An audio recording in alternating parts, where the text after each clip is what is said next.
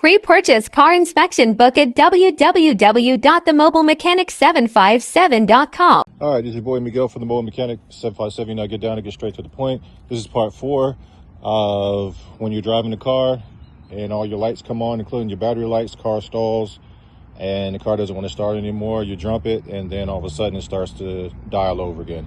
9 times out of 10, it's going to be your alternator. Put a multimeter on your battery post when the car is running, and it should be at least 13.8 to 14.5, a little bit higher if the alternator is working properly. There also is a alternator main battery fuse, which will be on the battery itself. It could be blown, or your battery sucks. First of all, if your alternator sucks, your battery is going to draw itself down. There's nothing recharging it. Now you got to buy an alternator and a battery. I always tell people, if you want to do the job right the first time, buy a new battery when you get to an alternator. Some people are like, oh no, I'm not going to, I'll just recharge the battery. That's not how we operate.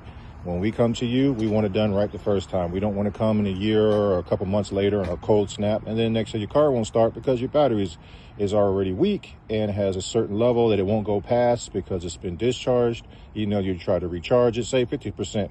Yeah, when a cold season comes, boom, it ain't going to start anymore. With that being said, if you like this video, please like, subscribe, share, and hit that follow button. And remember, that's right, you are awesome. Thank you for watching.